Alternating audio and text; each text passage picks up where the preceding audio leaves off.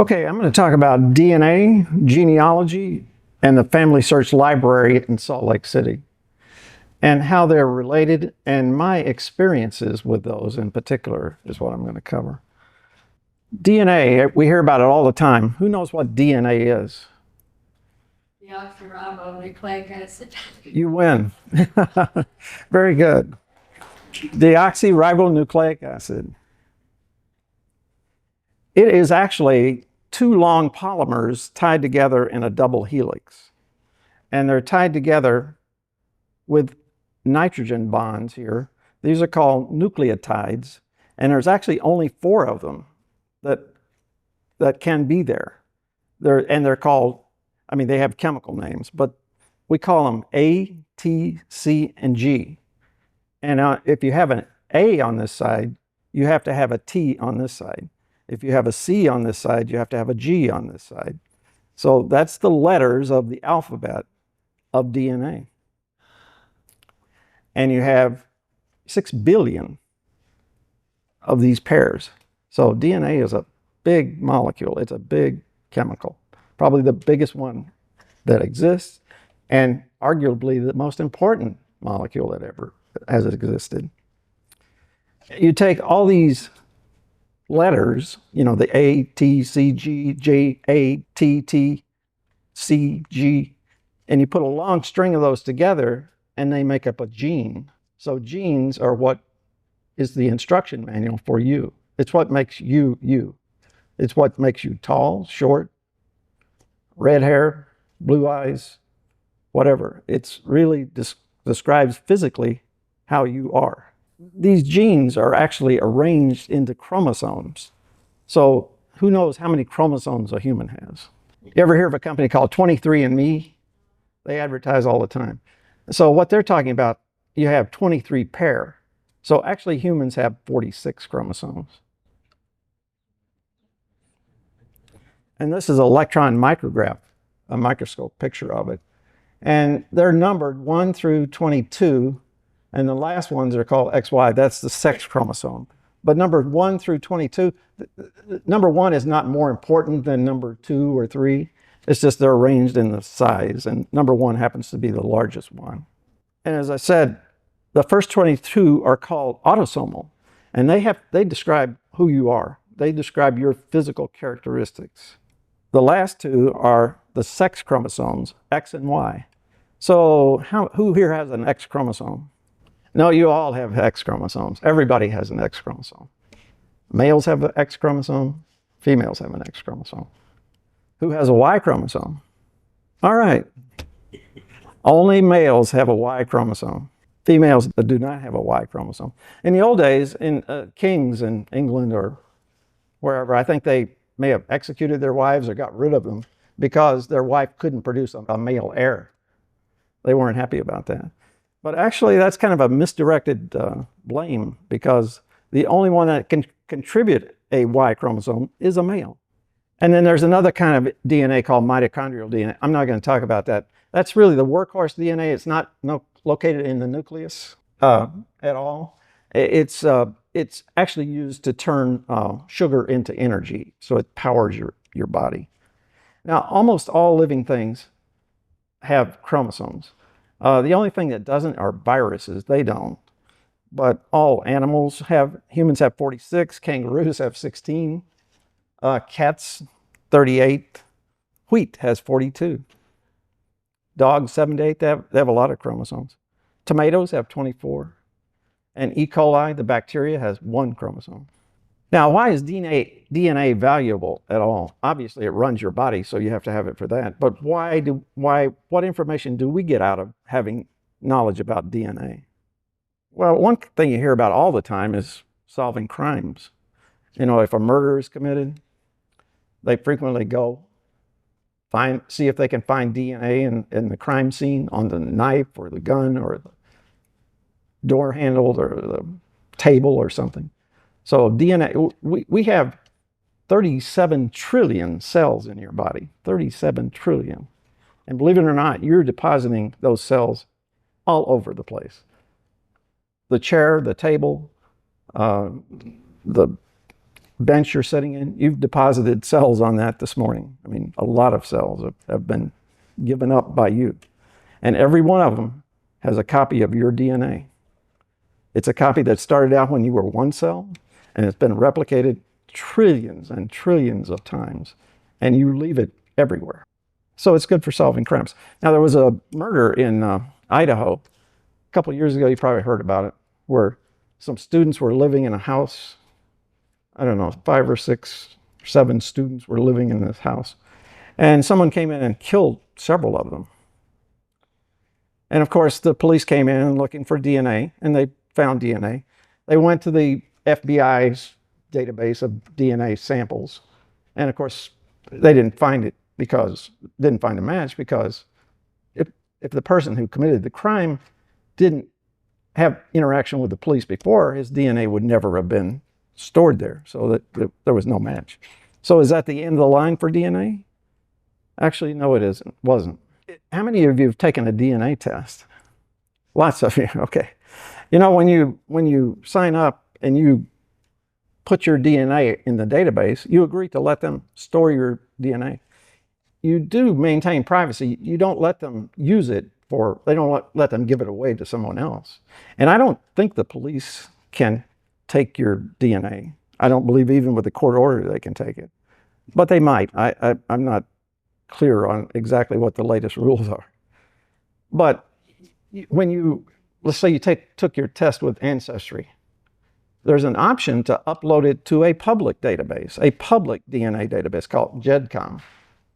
And a lot of people do that because then they can share it with the other testers who've used 23andMe or Family Tree DNA. And so you have a much bigger pool to compare your DNA with. So a lot of people do that. It's pretty common. And so then the police, and the police can search it. I can search it. Anybody can search it. The police searched that database. Again, they didn't find a match. They didn't find the person who likely committed the crime. But they did find a family member, somebody who there was an overlap with, just enough of an overlap, maybe a third cousin or a fourth cousin or uncle or something, who had put their DNA up in that database. And so they put their forensic genealogists, and believe it or not, there is a profession called forensic genealogy. They build out the family tree of that individual that matched, that sort of matched. So they found family members of that individual who they suspected committed the crime. So these people gave them a target group to go look at, to kind of search for these people. And then they put it together with some cell phone pings, and eventually they zeroed in on one individual. He's been arrested for quite some time, and I think it will go to trial next year. But they've got very good circumstantial evidence that, and once they arrested him, by the way, then they can do a DNA test on him and then prove that he was the one that was in the building. So that's a pretty clever use of DNA, I think. Another thing is medical. Medical is used all the time. Just a couple of examples. One is some of us here are dependent on insulin. I know several people take insulin. And the insulin that you get at the pharmacy is called human insulin. The reason it's called human insulin is it's chemically exactly like what a normal human produces. Now, the insulin that was manufactured in the old days, and by old days I mean up to the 1980 time frame, well, you know how that was obtained. They went to slaughterhouses and took pigs that had been killed and collected their pancreases. This is a little messy, but they took their pancreases and ground them up and boiled it down and refined it and produced enough insulin to come out and put in a bottle and sell it to humans for insulin. And it worked pretty good. I mean, it's not human insulin by any means. It's chemically a little bit different, but it still had the same effect. It lowered blood sugar, and that was its mission. Then in around the early 80s, a company called Genentech came up with a better idea. Let's use DNA technology to produce insulin. And the way they did that, pretty clever. They knew what the gene in a human looked like. They knew what the chemical structure of that gene was that produced insulin, was responsible for generating insulin. They didn't snip it out of a human. They could have possibly done that, but they didn't do that. They built that gene chemically in the lab. They built a copy of that gene. And then they took E. coli, my favorite bacteria, that you don't want to have experience with. I have some recent experience with it, but it's a nasty bug. They took this E. coli and inserted that gene into the E. coli chromosome. Now, what do you think that E. coli would do then? It's got a human producing insulin gene in it. It sits there and manufactures insulin all day long. Pretty clever. Not something you can do in your kitchen, but it's pretty clever technology. Why did they choose E. coli? Because it was a very easy to culture bacteria. It's everywhere, and they could have chosen another one. They just picked that one because people have a lot of experience with it. Microbiologists know about it. When I went to my doctor a year ago for the annual Medicare wellness visit, or whatever they call it, I asked him, what do you think of DNA or having your whole genome tested, analyzed? And I expected him to say, oh, that's a bunch of hooey, don't waste your time. He said actually the opposite. He had taken his DNA and had it analyzed because he was looking for some family history problems that his family had. And he said, and I completely believe him, in 5 years, when you go to a doctor, one of the things they'll probably do is order a DNA test. And then they'll give you a personalized treatment as opposed to the generic treatment. If you go in today, they'll give you a drug or a treatment or something, pretty much just like they give everybody else. But it may not work on you like it does on everyone else with different DNA. You have a different DNA, and the drug may react differently. There are some anesthetics, for example, that don't work with certain people that have certain DNA things in their DNA. And there's lots of other ones. I'm going to skip these for time. Genealogy is really useful. DNA is really useful for that. And that's what I really want to talk about. Why is DNA useful in genealogy? For one simple reason, because it's inherited. Because you got half of your DNA, the DNA that you carry today, you got half of it from your mom, and you got half of it from your dad. And if you have brothers and sisters, they also got half of theirs from your mom and your dad. But they didn't mix it the same way. So your DNA and your brother or sister's DNA are not alike at all. I mean, they could have similarities. You could resemble them, or you could be the same height, could have the same color hair, for example. But you might be short and your brother tall, or you might have red hair and they might have blonde hair. Who knows? Because you got a different combination. It's kind of a random mixing of the two strands of DNA. Now, of course, they got half from their mother and half from their dad. So, did you get 25% from each of your grandparents? You think you got 25% from each of your grandparents? Approximately, but not necessarily, because of the recombination event. You actually got between 21 and 29% from each grandparent. So you got quite a bit from each grandparent.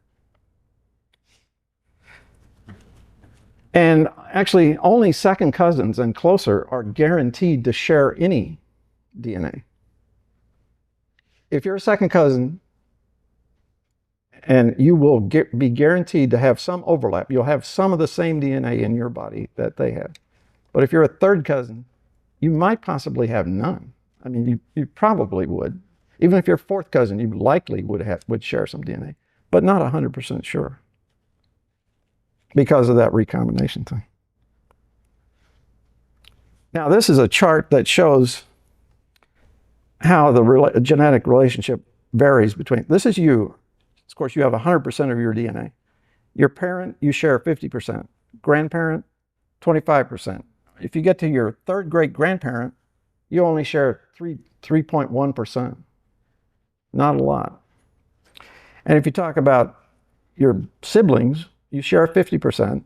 Unless they're identical twin, that'll be 100%.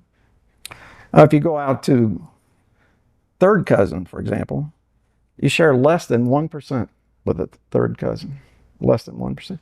Go out to a fourth cousin, 0.2%. Not 2%, 0.2%. Not very much at all. So this graph kind of shows you how fast the DNA sharing declines as you go out generations. First generation, 50%. But by the time you get out to the seventh generation, it's basically zero. I mean, it's very close to zero. If you go out to the ninth generation, you can essentially say you don't share anything with a ninth generation relative. Now, let's assume that you were so lucky that you could prove on paper that George Washington was your ninth great grandfather. I mean, that'd be pretty cool. I mean, you could brag about that. Hey, George Washington is my ninth great grandfather, and you absolutely know it, 100%. How much DNA would you share with George Washington? Zero. About zero. I mean, it'd be a cool thing to say that you're related to George Washington, but you wouldn't share any characteristics of George Washington. So I want to talk just a brief minute about my family tree. My grandfather was Miller, McGrew, and Lenny Bell. That was my grandmother. And they had 3 sons, George Nelson, Uncle Jimmy, and Uncle Mark. Now, George Nelson and Laverne, they were my parents, my father and mother. Uncle Jimmy had 2 kids, Carolyn and Jeff. I know from way back, from first grade, I knew that Carolyn was my first cousin. I mean, there was no doubt about that. Carolyn was my first cousin. Jeff was not born yet, but when he was born, I knew he was my first cousin. So I had 2 first cousins. Now, Jeff and Patty had 2 children, Colt and Mesa. So I knew for sure that Colt and Mesa were my second cousins. I knew that.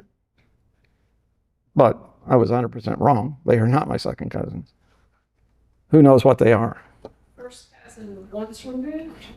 Exactly. First cousin once removed. So anybody on this line, anybody descending this line, will always be my first cousin. If you go out 100 years, 5 generations, and there's a boy named Bill, Bill will be my first cousin 5 times removed. He will not be my 5th cousin. Now, Mesa is going to have a baby in November and going to be named Cohen. So Cohen is my first cousin 2 times removed. Now, just a brief overview of how I got started in genealogy. I haven't been doing genealogy for long at all. I'm relatively newcomer to this stuff.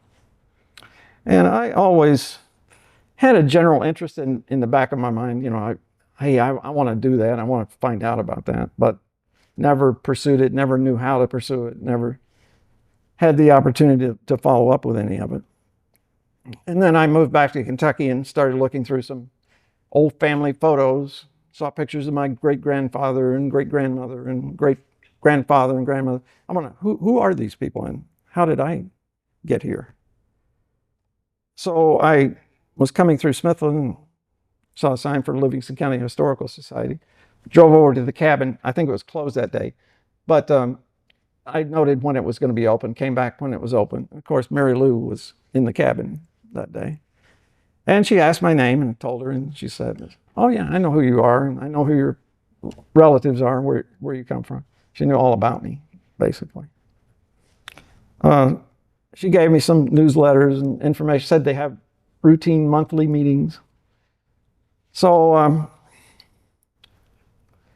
I came to a meeting, not planning to get very involved, just kind of sit in the back kind of quietly and just pick up information that I could, but had no intention of doing much.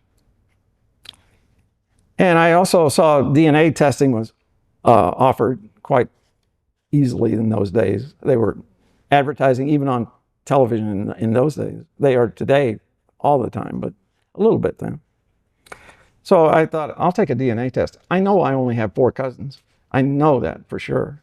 But I'll just take a test anyway and see what happens. And I discovered that I had hundreds of potential cousins, literally hundreds of potential cousins I knew nothing about. So I did the test with Ancestry. How many have done Ancestry? It's probably the biggest one, the most common one. And when you do it, the first thing you should do is build out your family tree in Ancestry.com. And you put in yourself, your parents, your grandparents, your great-grandparents, what information you know about them. And it gives you little clues. I think they call them leaves, and helps you build the tree. But it's still quite a bit of work. I mean, it used to be when I did it, it was quite a bit of work to build out your tree. And then you take the test, and by that test, take a test, you have to spit in a tube. You have to fill a tube with spit. And you mail it in, and 6 weeks later you get some reports back. And the first report that you get back is, where did you come from? Where does your DNA look like it came from? And it wasn't a big surprise. Mine primarily came from Scotland, 38%, 23% from England, 12% from Wales. So basically this area right here, 75% of my ancestry came from this area of the world. And you go on down Sweden and Denmark and the Germanic areas, and then Ireland, the Basque, Finland. That's primarily explained by the fact that these people migrated to England and Wales and Scotland. I mean, that's where they basically came from. This was not a big surprise, actually. I kind of knew this already. And they update this over time, by the way. As they discover more information or better information, they'll change that a little bit. And then you also get a DNA match list. And that's where you get hundreds of names that you overlap with. And they put them in order, most related and all the way down to basically very little related. And they tell you how much you overlap with them. And the first one here is Carolyn. That's my first cousin. And she hadn't taken the test when I did this originally, so she wasn't there at all. But it shows that she overlaps with me with 1,003 centimorgans. That's a lot. That's actually 14%. That's a little more than you would expect. 12.5 is what would be normal, but she overlapped 14. And then if you click on each one of these individuals, well, first I want to say, all these others, I didn't know. Joel Odd 2, J.C. Romano 3, Kenneth Odd. I didn't know who these people were. I never heard their names. And what they let you do is, they don't give you their email address or their phone number or any contact information like that, but they let you send a message to them, kind of like a Facebook, where you can send a message without actually knowing the email address. And so some of the higher ones, some of the more closely ones, I sent messages to. I sent a bunch of messages saying, hey, I'm Roger, I'm from Livingston County, my grandparents were, it looks like we're related, do you know anything about this? And I tell you, a lot of them don't answer you at all. I mean, a lot of them you never hear anything from. But some you do. And first I want to show, though, this is my, what it shows, my relationship with Carolyn, my first cousin. And it says she could be my first cousin or my half-aunt. Now, I know she's not my half-aunt. I know she's my first cousin. But if you look over here, and it compares the tree that she's put up and the tree that I've put up, it says Carolyn McGrew could be your paternal first cousin through, we share a grandfather, a common grandfather. So, I mean, that's absolutely right. No surprise there. I also sent one to a woman named Sam Rudkin. Samantha Rudkin was her name. And this shows me to be a second cousin once removed, likely to be that. DNA can't tell you what the relationship is at all. All it can tell you is how much overlap. And then the amount of overlap can be consistent with a certain relationship. You know, if you have that number of, in this case it was 175 centimorgans, that's consistent with somebody who is a second cousin once removed. It doesn't guarantee you that, but it suggests that. And then the tree here is where you confirm that. And she had put a detailed tree up, and her great-great-great-grandfather was George Newton McGrew. He was my great-great-grandfather. And so it looked like we were definitely second cousins once removed. So I sent her a note saying, hey, do you know anything about this? And she wrote me back the most detailed email I've probably ever gotten, saying, oh yes, so glad to hear from you. I know all about that. Her great-great-grandfather grew up in the house that my great-great-grandfather had, and I still have the farm, the place today. And so she was just overflowing with information, actually. And she sent me a lot of pictures and a lot of notes and detailed information. So she was a big hit, actually. On my mother's side, I had a match with Ray Vick. And Ray Vick, it looked to be my fourth cousin. And again, his tree. And if you look at his tree, he is really serious about this because he's 49,000 people in his tree. I mean, he has really done some work. So I sent him a message, and a few days later, he called me and said, hey, this is your California Vic cousin. Now, I wasn't really very familiar with my mother's tree at that point, so I was kind of struggling to keep up with what he was telling me. He's going into a lot of detail about my great-grandparents and my great-great-grandparents, and he obviously knew a lot more about it than I did. Anyway, we talked for probably an hour, and I learned an awful lot about my mother's line from him. And as we were finishing up, I said, how much time do you actually spend doing this? And he said it was a lot more than his wife thought was necessary. So this can be a very time-consuming thing if you decide to do it.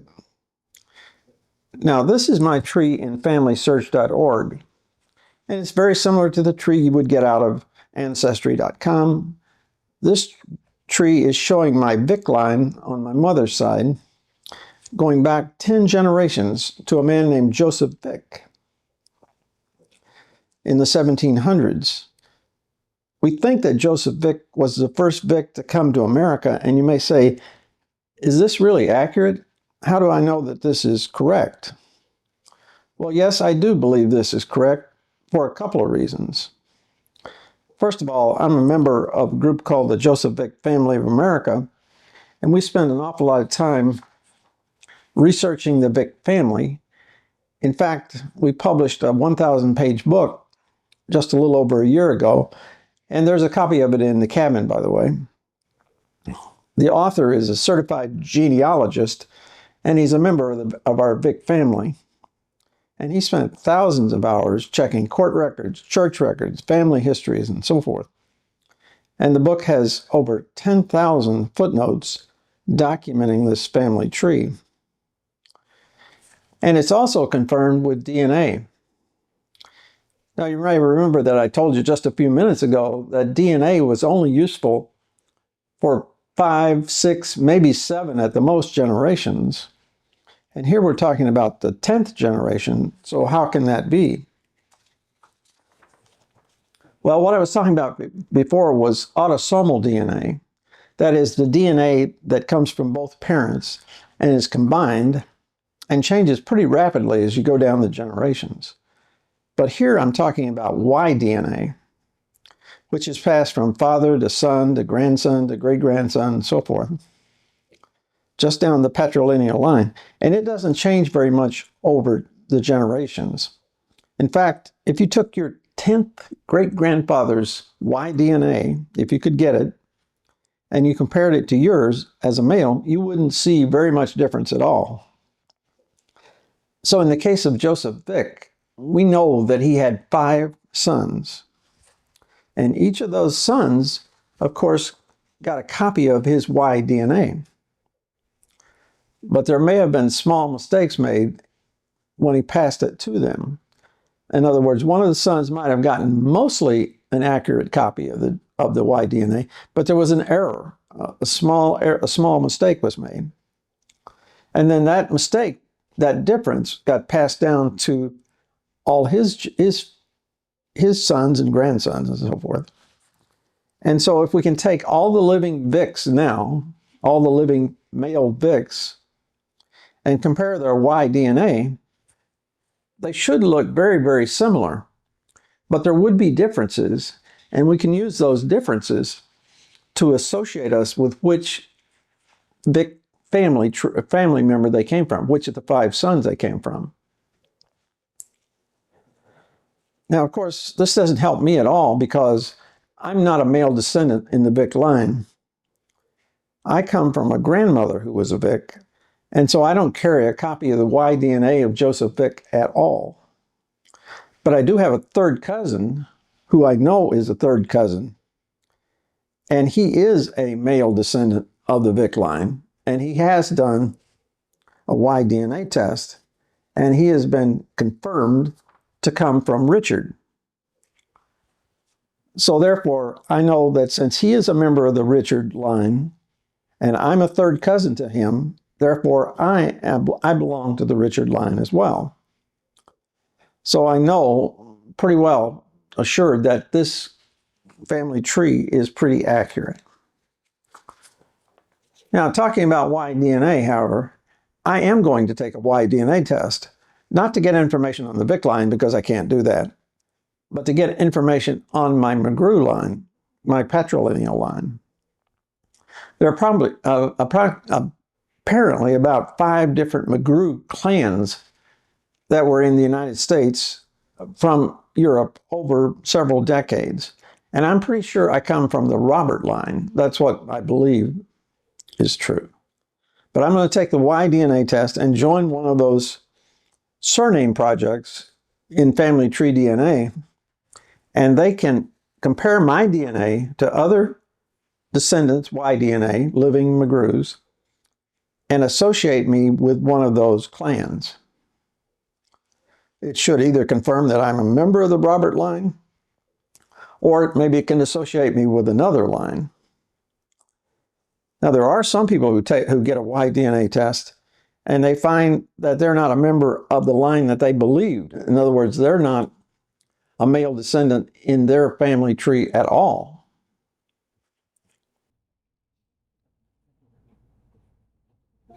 Now I want to talk about Family Search. Family Search is the organization that runs FamilySearch.org, the application that you may have used. It's actually a nonprofit organization operated by the LDS Church. And the Family Search Library is in Salt Lake City, Utah, and I went there a couple of months ago.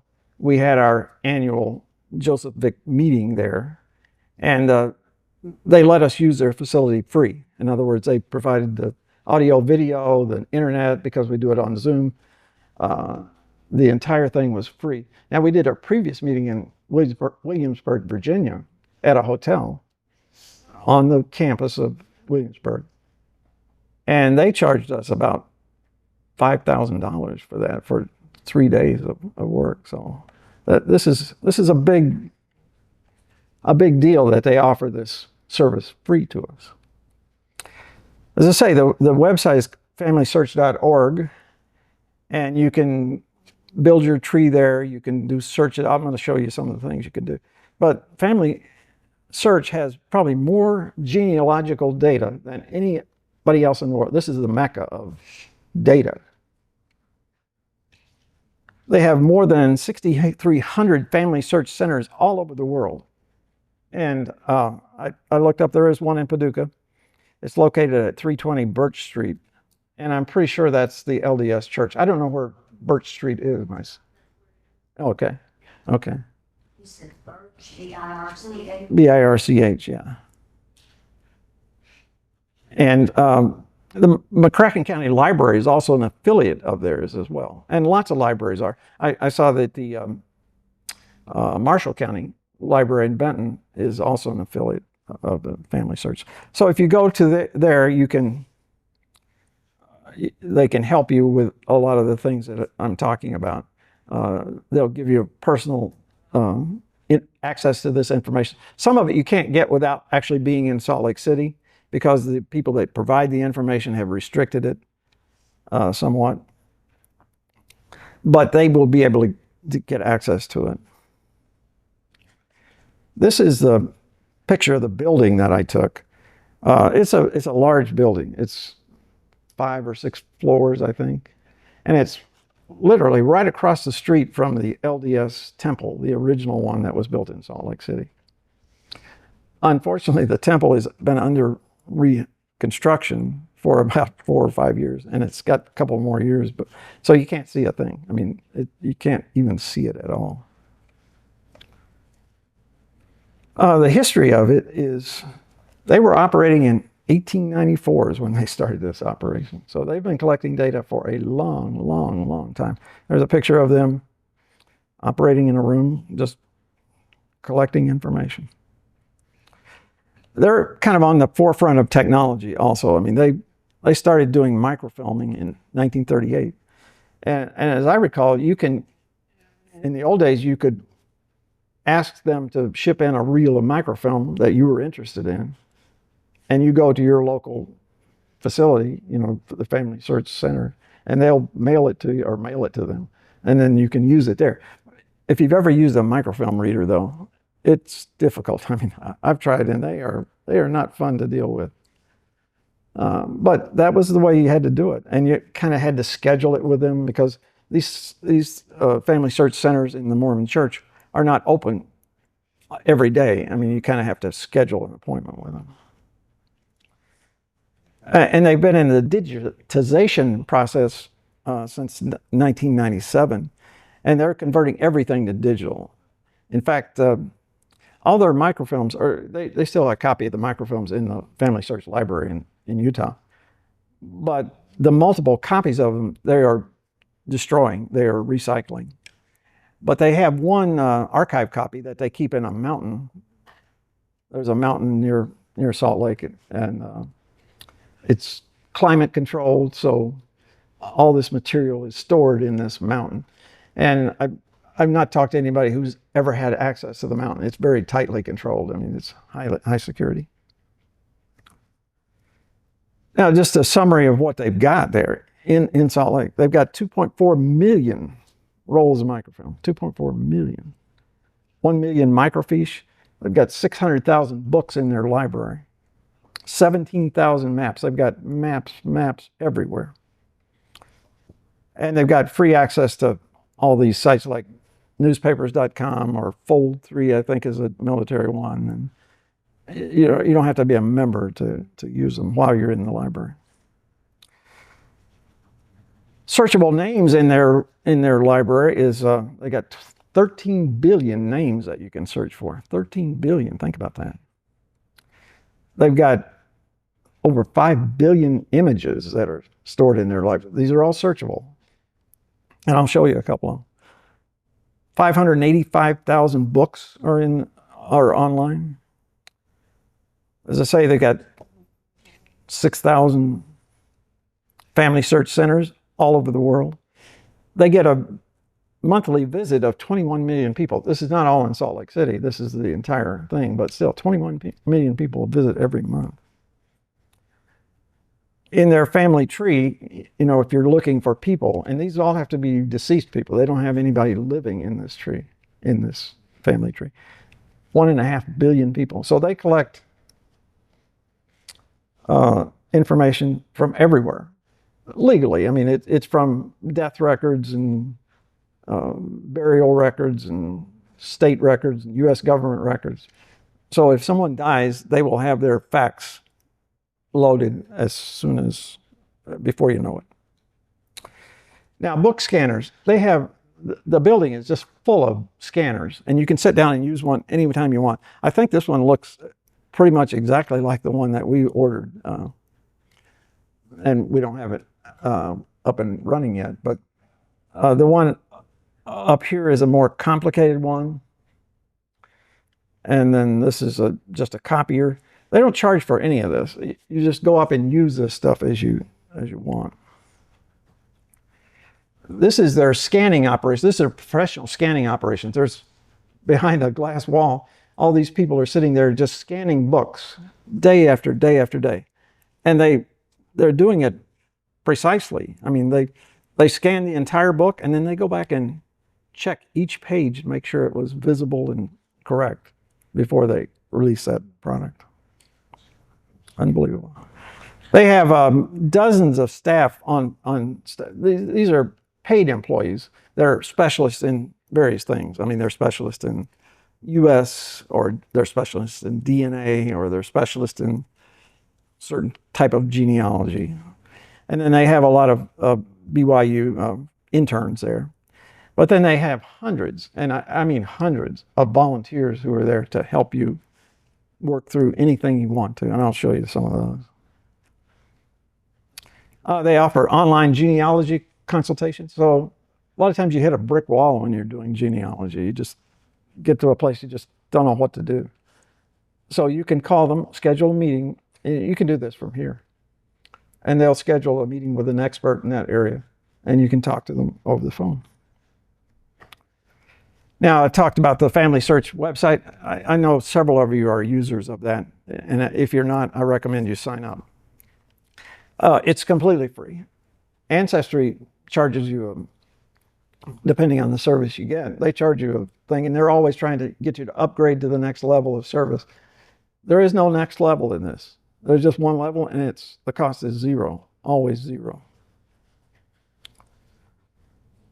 This is a family tree printed out of Family Search. It's very similar to the one in Ancestry. It's the same information. And if you put in your parents and grandparents and great-grandparents, it will fill out the tree back as far as it can, but probably 10 generations at least. But there will be some holes. I'm going to skip this one. Okay, what things that I've used Family Tree for, or Family Search for, and this is a little bit unusual, is when I was a freshman or sophomore in high school, there was a family that showed up at my yard one day, and I didn't know who they were. I wasn't really interested in talking to them. They were talking to my dad. I later found out it was my cousin Orloff, and we rented some property from him because he still owned property in the area. And he would stop by occasionally, and he had his son with him. And again, I really didn't even go talk to him. I just wanted to leave so we could get on to do whatever we needed to do. I regret that now very much. But anyway, I found out who he was later and found out his son's name. And then when I went to school in Indiana, I found out that Orloff, the guy that had visited us, lived about 25 miles from where I was in school. I was in school in Lafayette, and he lived in Delphi, Indiana. And my parents came up one summer, and so we went to their house. And we learned that their son, the one who was there with him that day, had died in Vietnam. He was a pilot, and his plane crashed. He was actually, his tour of duty was over. He was about to leave Vietnam. But new planes came in, and I guess pilots always like to try out new planes. So he and another guy went up in a plane, and they were landing back at the Air Force Base, and they crashed, and they both died. And of course, Orloff and his wife were devastated by this, as you would expect. So I said, but I didn't know what the relationship was. I didn't know what the relationship to Lloyd Arthur was. I mean, was he my uncle, cousin, what? I knew he was probably related to me. So I did a search on Family Search. Just put that in the information. Lloyd Arthur McGrew, possible location, Indiana. I didn't know where he lived. And it came back with, the first hit was Lloyd Arthur McGrew, buried in Delphi, Indiana, died in 1970. So I know I'm on the right guy. So I pull up the detail on him, and here's the detailed facts about him. You know, he died in July of 1970 at Pang Rang, South Vietnam. So I next hit the view relationship. I'm curious, how is he related to me? So I hit this button. And it shows that he is my second cousin, or was my second cousin. I didn't know I had any second cousins, but he's my second cousin. And he's my second cousin because we are both sons of first cousins. So my dad, George Nelson, and Orloff were first cousins. And I know my dad would have known that, but I didn't pick that up. And since we are sons of first cousins, we are second cousins. That's what a real second cousin is. Interesting use of family search. If you got somebody you want to find out how you're related to them, just put it in, give it a try. They've got all kinds of historical records in the database. You can search by location, by Massachusetts deaths, or Kentucky deaths, or Livingston County deaths. You can search images, and I want to show you a couple of images that I searched out. Probably only of interest to me, but still. This is a sixth great grandmother of mine. Her name was Piety Vick. I kind of liked her name, Piety Vick. That was interesting. And she married a guy named Rivers Reese. And she's on my tree. And this is the record in Southampton County, Virginia, in 1789. Another document, you're going to have trouble reading this, but I blew it up and read it. It's an emancipation letter that Piety, again, produced because her signature is down here, Piety Vick. And it's not her signature, it's a mark. So she drew an X. Obviously, she couldn't write. But this talks about we, the people of Southampton County, having two Negroes, one aged about 50, a female, and one aged about 30, a male, grant them forever emancipation. In other words, they freed these two slaves. And it's signed by my sixth great grandmother. Not signed by her, but her mark is there. And there are all kinds of those in there. I mean, just literally all of them. And these are all available in courthouses. You could go to the Southampton County Courthouse in Virginia and search through their records and find this document. But would you do that? You probably wouldn't do that. So they are scanning these documents. I know I think they've contacted you, Judy, about scanning things in our courthouse. They also have a wiki, kind of like Wikipedia, if you want to search for information. This is a picture in the room, and you see workstations all over the place. I mean, hundreds of workstations, just all over the place. And you can see a lot of these are in use, but there's always ones that are available. This is a quick video that I took. This is the kinds of reference. There's like DNA books. or how to look up things for the National Archives. You can see Scan Pros for microfilm. she's talking about microfilm readers there. This is microfilm. Cabinets and cabinets and cabinets of microfilm. Unbelievable. More workstations. Catalog, but they're, This is their they're all map in room book form showing so that all we can these store them, maps. that A lot of them open are up just folded like, up into these the book normal maps things. you have at home. And then this is our map room. This is a big And map. So, as You can see it on the big It has screen. quick links to different So she'll pull it up websites, here in a but- second. So this is the Library of Congress. But you She's can pulling pull up a that, Library of Congress map. specific site, And you specific can- maps, and you can see get a them in much better view of it than better you can format on than a a teeny tiny little on a screen. phone, for example. All of our oversized pedigree More and more charts. maps. Some of them are just on the everywhere. walls. Some of them are quite large and don't fit in any containers. But most of them are all going to be cataloged and numbered. There's a number on each map. A lot of them are digitized. Not all of them, but a lot of them are actually Those are our digitized. decorative family trees.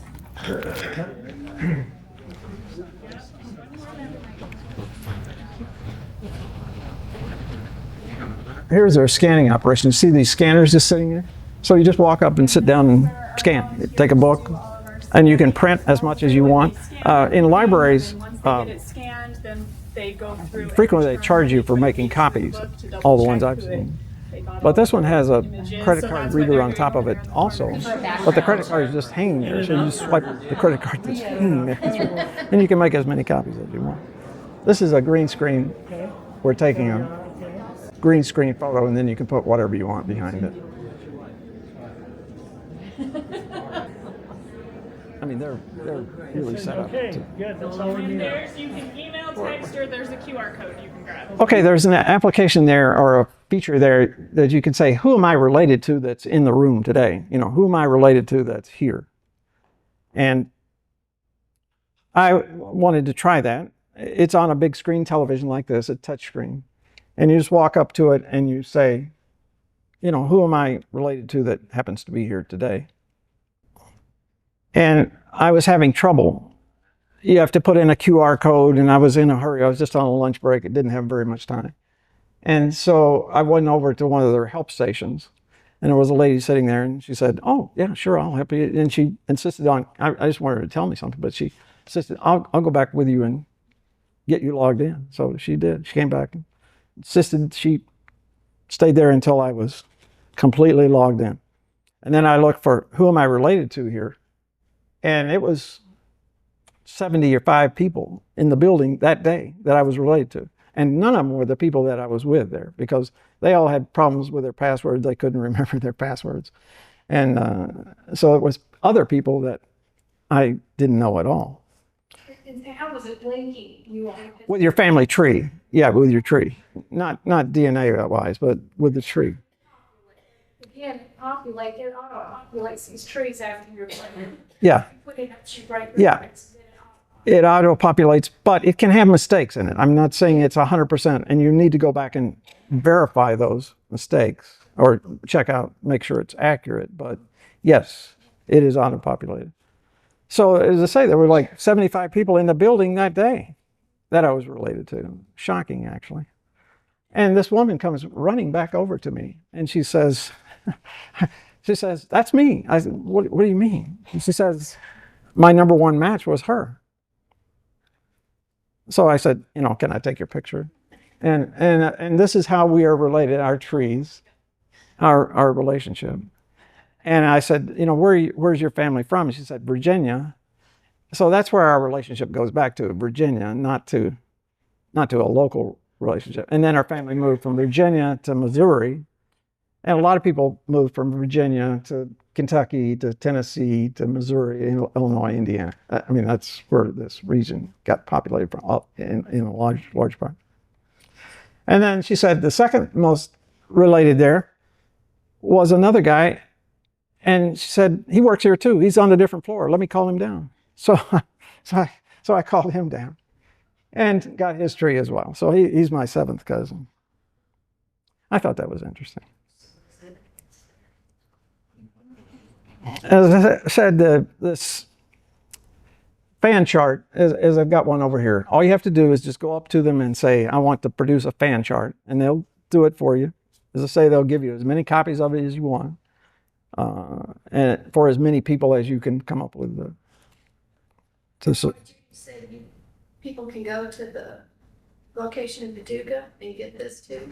I'm not 100% sure of that, but maybe, I'm not sure. It's worth a try. But it may not be because they told me that they licensed this software, and the license may not allow them to do that remotely. But this fan chart is an interesting way of displaying your tree. I mean, it's a lot easier. You can see holes in it easier. And I've got a hole here, a big hole, that I need to research, and it's obvious that there's a hole there. So the fan, and the one they print for you is 7 generations. This is only 4 generations, I think. But the 7 generation one, like this one over here, is Pretty nice.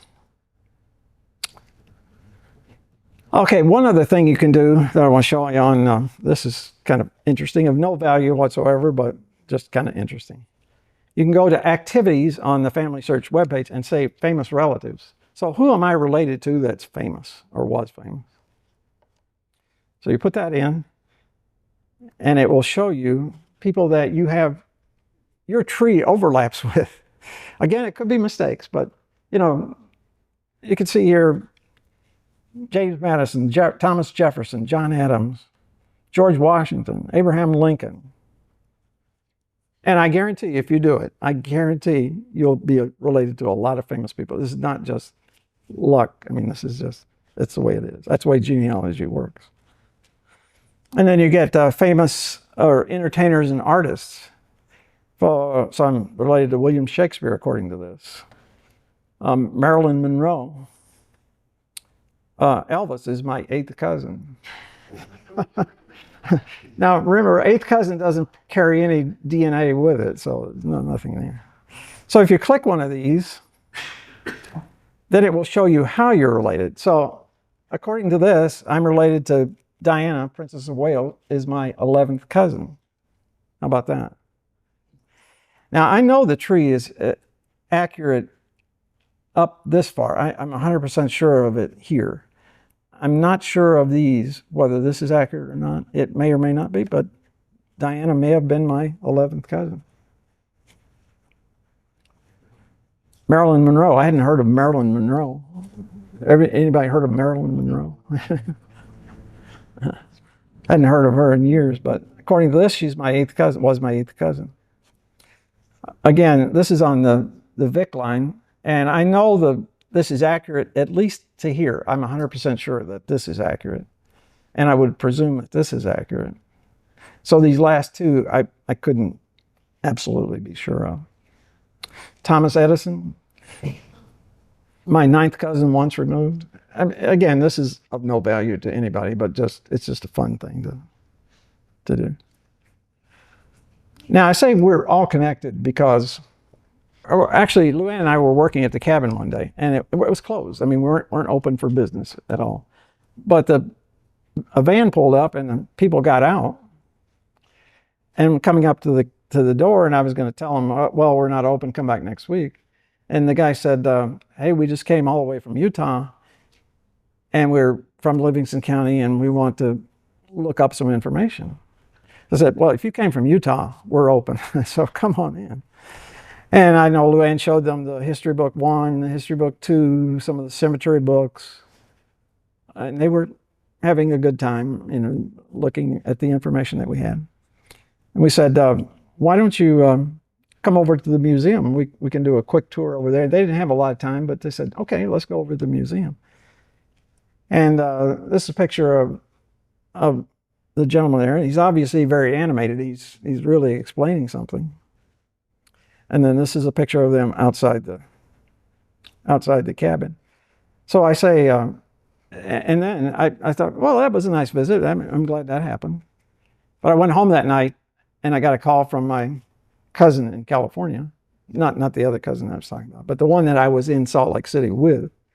And he called me to tell me that he and his wife both picked up COVID in Salt Lake City. So, oh, that's bad. Hope it was okay. And it was okay. And I said, by the way, we were at the cabin today, and a family from Utah, from Logan, Utah, showed up. And we gave them a little tour. And he said, their name wasn't Mitchell by any chance, was it? And I said, as a matter of fact, it was. And he said, I'm related to them because he had lived in Utah and knew them.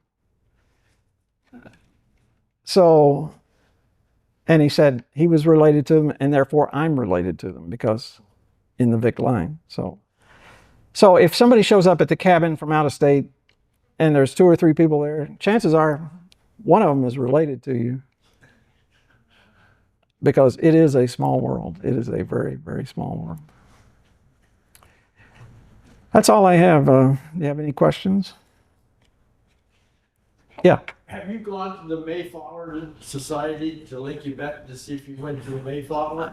I actually did, and it showed me having a relation on the Mayflower in this famous relatives at one point.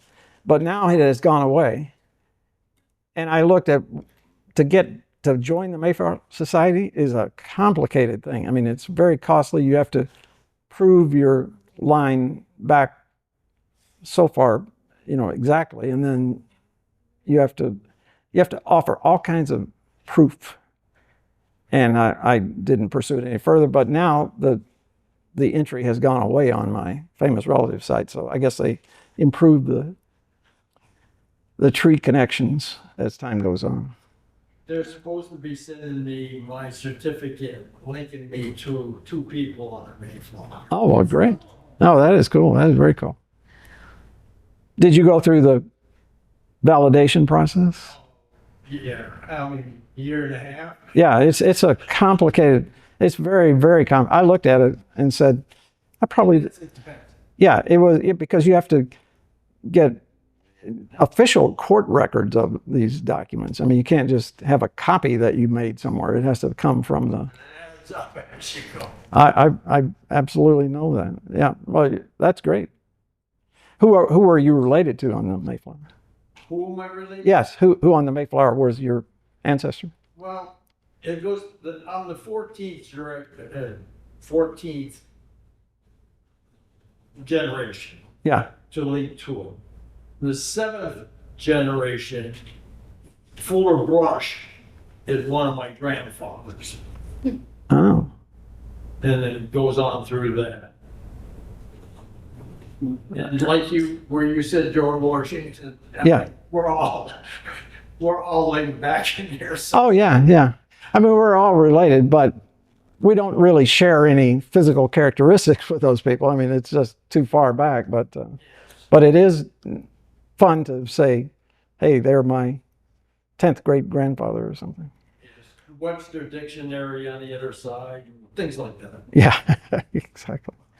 What was that address? Because I wrote down 320 Birch Street. Yeah. It's not coming up in Google Maps. Okay, I'll check it out in just a minute. It is the LDS Church. Look, The church, as you know, the church, it was on Birch Street, so I was just assuming, seems like I was there one time years ago, and I know it was on Birch Street, and that's not far from, where is Birch Street? it's not far from Mercy Hospital, it's close to Kennedy Road, it's all back in there somewhere. So, you know what I'm talking Okay, I'm not really familiar with that area. Taco Bell, and I know where that church it's in that general area, and I think the church is on Birch Street. It used to be over there. I don't know. And you're saying the initials L? LDS, Yeah, Latter-day Saints. Church of Latter-day Saints. Yeah, Church of Latter-day Saints.